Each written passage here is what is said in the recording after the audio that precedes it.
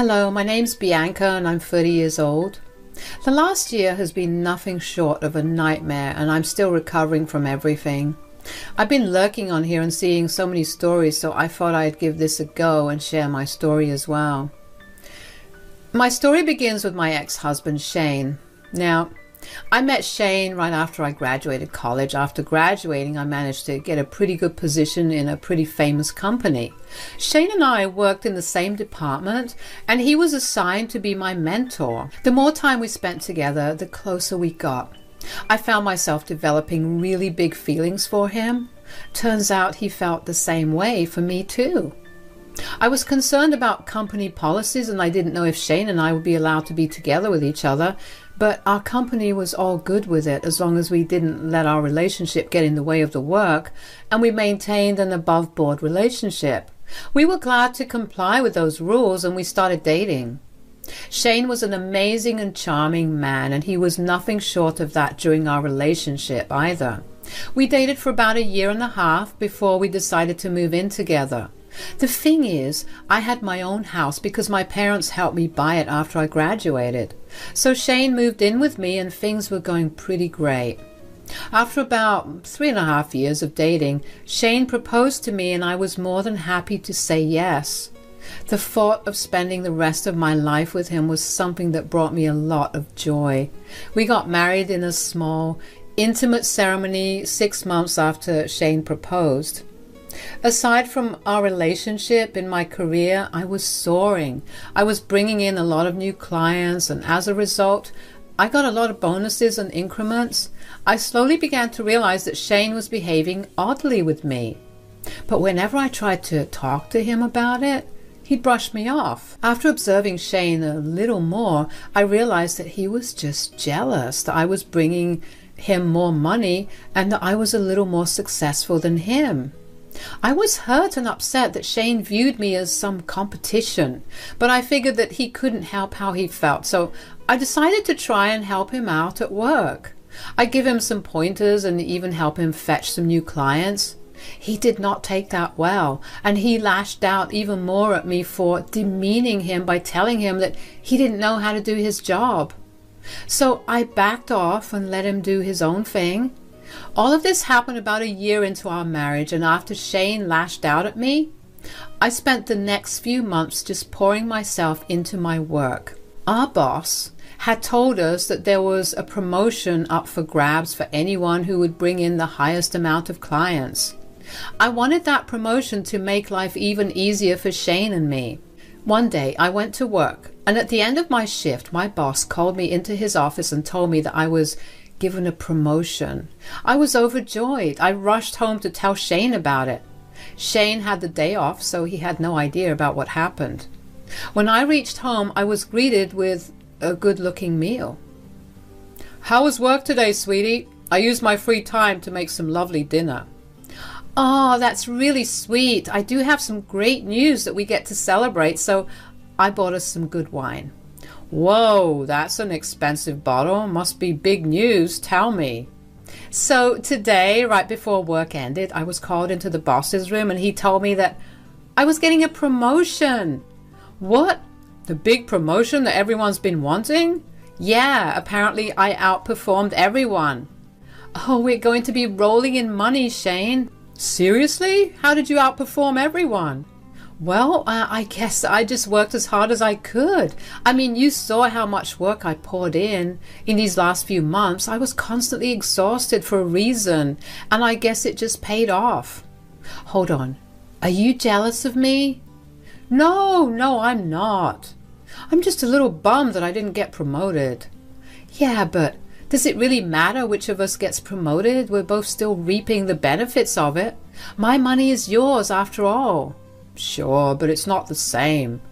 "You cannot seriously be upset at me. I just wanted us to celebrate the one big accomplishment I've gotten. Can we please focus on that?" "You know what? You're right. Why don't we have an even bigger celebration than this?" "Huh? What do you mean?" "How about I throw you a huge party for your promotion, and we'll invite all our families and our colleagues and bosses?" "Are you sure? That sounds wonderful, but wouldn't that be like rubbing salt in your wound?" Nah, I'll be fine. Look at you worrying about me instead of celebrating. Besides, I think I have an idea for a great present to give you.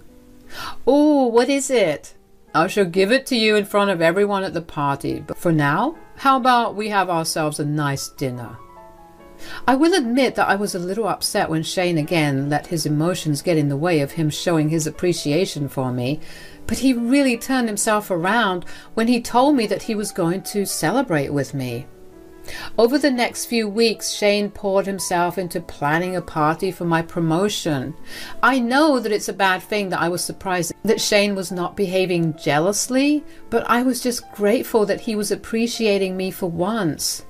Shane spent a lot of time outside the house when he was planning my party. He told me that he could not contain his excitement about the party and that he wanted it to be a surprise, so he had been going over to his mother's place to talk to her about it. Now, Shane's mother, Wendy, and I had a pretty cordial relationship. We weren't super close, but she was a nice lady. On the day of the party, Shane told me that he was running a little late because he mistimed his surprise. But he sent me to the venue and had Wendy meet me there. I was genuinely floored when I entered the venue. It was a pretty big hall that was beautifully decorated. When I walked in, everyone clapped for me and I was congratulated by a lot of people. As I was talking to one of my colleagues, Wendy bumped into me and accidentally spilled her wine on me. I'm so sorry that I spilled on your dress. I'm so clumsy on my feet and I've been nervous about coming here for so long. Guess that made me spill on you. It's all okay, don't worry. I'll just have my assistant get me an extra dress. Wait, why don't you come to the side and let me see if I can do something?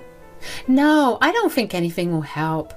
Please, I feel really bad for what I did. At least let me try. Okay, fine. Okay, look, I pulled you aside because I needed to tell you something important. What? What do you mean? I need you to tell your security guards to prohibit my son's entry at all costs. What? Why?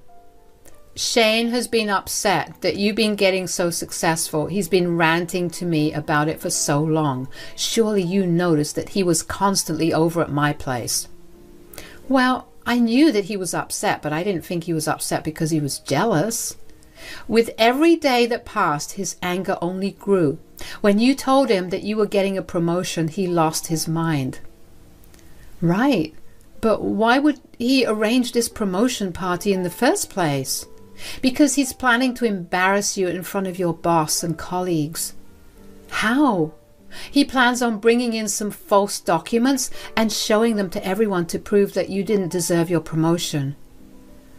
Why would he be that jealous of me? Look, I have no idea. All I know is that he is one angry and jealous man. He will not stop at anything to get what he wants because he wants to be the one who's doing better. I tried my best to stop him today, but he refused to listen. Okay, I need time to process all this. I really get that, I do, but you need to inform your security guards to not let him in at all.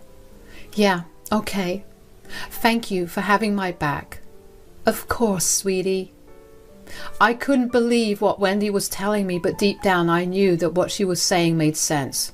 Even though my heart was telling me not to listen to Wendy, my instincts were telling me otherwise, so I informed the security guards to not let Shane in. While I waited for Shane to probably call me and ask me why he was not being allowed in, I decided to snoop around a little and see if I could gather any evidence. I approached the man in charge of the projector and told him that I was with Shane. I told him that Shane asked me to go through what was to be projected, and he let me see what was on the USB that Shane had given him. Wendy was right. There were hundreds of fake documents that, if shown to my bosses, would put me under a lot of investigation and lead to suspension. Not to mention, I could have lost my job. I was furious. I kept the USB and told the man to forget about projecting anything else on the screen. After a little more hunting and asking around, I managed to find all the people that would help him, like servers and those in charge of the audio. I had them all write down and sign that they were hired by Shane to do something against me at my party. About an hour after Wendy warned me, Shane called me. Bianca, what the hell's going on here? What do you mean? I'm not being allowed in. Apparently security guards got strict instructions from you to not let me in. Yes. Why don't you head home and we can discuss things there? Why? I wanted to celebrate your big day with you. Look, I don't want to deal with you right now. I know what you've been up to and I really don't care enough to talk about this over the phone. Are you serious? Do you even know what you're doing? I definitely do. Go home, settle down your jealousy and insecurity. I knew that something was wrong and you refused to speak to me about it. I've had enough of you trying to steal my spotlight. You will pay for this later, but for now, I just want to have fun. What are you talking about? Why would I ever do something like that to you? I have heard about your plans, Shane. Who are you trusting more than me right now? Not to mention, I saw what you had planned on the USB that you had given the person who's working the projector. Wow, so you went snooping just to prove yourself right? Do you even have any trust in me? Oh, of course I did. But after tonight, any semblance of trust that I had in you has vanished. You can't blame me for it. It's not like you weren't rubbing my face in your accomplishments all the time. I wasn't rubbing your face in anything. I was just sharing my accomplishments with you because you are my husband. I'm sorry I expected you to share in my joy instead of getting jealous. If I did the same thing to you, you would have behaved the same way. I would at least talk to you about it. I would never try to publicly humiliate you or ruin your career. You know what? I actually don't want to see your face for a while. I will see you in a few days. Bianca, you will come back home as soon as your party's done, or so help me God. If you threaten me, I will never return. Bye. The very fact that Shane had the audacity to threaten me made me see red, but I calmed myself down and decided that I was going to enjoy my party regardless of the fact that it was all a ruse to start my downfall. I had a blast, and at the end of the night I went to Wendy's place. Of course Shane contacted her, but she told him to stay away from her for a little while and asked him to give me some space. Over the next week I filed for divorce and waited until I had the divorce papers to go back home. Once I had them, I went back home and was greeted by Shane. You're home finally. Don't try to act happy. I'm not acting. I really missed you and I wanted to apologize for my behavior. You think an apology is enough? Shane, you wanted to destroy my career and my reputation all because you were jealous and insecure. I was just not in the right headspace. That's not even a reasonable excuse. You have to understand that I was struggling a lot. You were being looked at for all the big projects and promotions, even though we were doing the same work. We may work in the same department, but there's a huge difference between our work. Are you saying that I'm not good at doing my job? You said it, not me. Maybe instead of targeting me, you should have thought about why I was getting looked at for everything.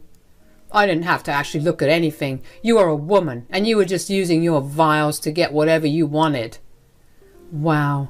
Do you even know how much revenue I brought in just in the last 3 months? I brought in triple what you did. And I did all my business over emails and calls. How do you suppose I worked my feminine wiles, huh? You must have done some sort of trickery. There's no way that you did so much in so little time. There's a reason I wanted to expose you. Right. And you wanted to do that using fake documents. I couldn't find any actual records, so of course I had to fake some. There's no reason for you to be that much more successful than me. I had to take you down a peg. You really are a piece of work, you know. You were willing to put down the woman you love all because you let your insecurities get the best of you. They are not insecurities, and I'm not jealous. But you have no idea how embarrassing it is to have your wife earning more and being more successful than you. I've been the butt of jokes for so long. Who was making fun of you, Shane? Who? My friends, the ones I meet up with every other weekend. Wow, so instead of dropping your unsupportive friends, you decided to sabotage your loving and supportive wife. You know what? I can't keep doing this anymore. Here, I'm divorcing you. You can't leave me. I only made one mistake and I apologize for it. This one mistake of yours nearly cost my career and reputation. Not to mention, you didn't sound apologetic at all. You were just justifying your actions without even apologizing. You clearly still don't see anything wrong with what you did. Besides, you showed me where your priorities lie, and I'm not even a priority. I'm someone that you have to be better than. I don't think that's a healthy relationship, and I want nothing to do with you. You think this is over? I will ruin you for leaving me. Give it your best shot. I could not believe how dense Shane was. He really did not see why he was wrong and believed what he did was one small mistake.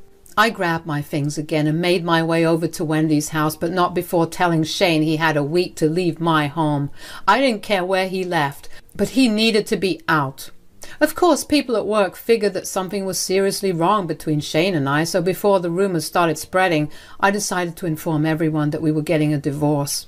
I never told them the reason, but Shane decided that he wanted to ruin my reputation, so he began spewing lies about my morals. He told everyone that I had barred him from entering my party because I didn't want him to steal my spotlight and that I was selfish and jealous. I did not actually plan on ruining Shane's career, but after what he did, I decided to just go ahead and show everyone proof of what he planned to do. I emailed our bosses in HR the documents he planned to show everyone, along with signed statements from those he hired to help him carry out his plan. I also informed them about the lies that Shane was spreading within the office that was leading to lesser productivity on my part, as well as the offices in general. It didn't take long for our bosses to make a decision about what was happening. The next working day, Shane was called into the boss's office and was fired. Nothing was funnier than watching him exit the office with his head down. I had an inkling that he lost his job, but I didn't know for certain. My confirmation came when Shane called me shortly after he left to yell at me. "What did you do?" "What do you mean?" "Don't try and act as if you don't know what I'm talking about. I know that you're the reason I lost my job." "You lost your job?" "Do not try and act innocent." "Well, I'm not confirming or denying anything to you, but you have to admit that there would have been a conflict of interest if you continued to work with us." "How dare you! I only attempted to ruin your career. I didn't actually do it. You didn't have to ruin mine." "If I remember correctly, didn't you threaten to ruin me for leaving you?" "I couldn't take my chances, so I protected myself." "So you did get me terminated." "Well, not only were you a bad employee, but you were also actively harassing and planning the downfall of your colleague and wife. That violates all kinds of work ethics and does not represent the values of the company." "Don't throw me all that nonsense." "Well, let's just say that I was so upset with you trying to sabotage me that I got you fired. Maybe your tiny brain would be able to understand that." "But why? I did nothing wrong." "Right, but you could have.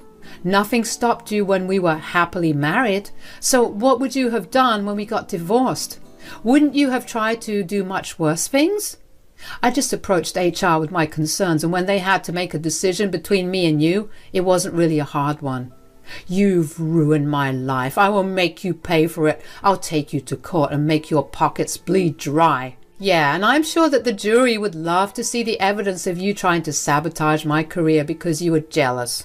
"Why, you... That's enough now. I'm tired of listening to you. Goodbye, and do not contact me unless it's through your lawyer if you're contesting the divorce." I was glad that I was able to get the exact reaction I wanted out of Shane that would teach him not to mess with anyone. Besides, I was not kidding when I said that his career in the company was dying anyway.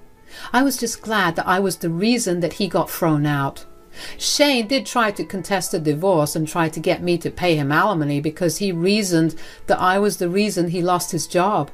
Well, I had both evidence of him trying to sabotage my job and statements from my bosses, colleagues, and his mother stating the same. Let's just say the jury definitely did not see the point in his argument. The divorce trials went on for a long time after it was ruled that I would not be paying him any alimony. The reason for that was Shane wanted to divide everything we owned down to our spoons and forks. I tried my best to level with him, but he was not having it. I didn't see why he was drawing it out so much considering he was losing a lot of money himself. I was actually doing pretty great. Finally, I decided to settle and give everything that he wanted within reason. Of course, I still got to keep our house, considering it was my name on the deed and title, but for every other thing he wanted, including our bed, I gave it to him. I had more than enough money to afford new things anyway.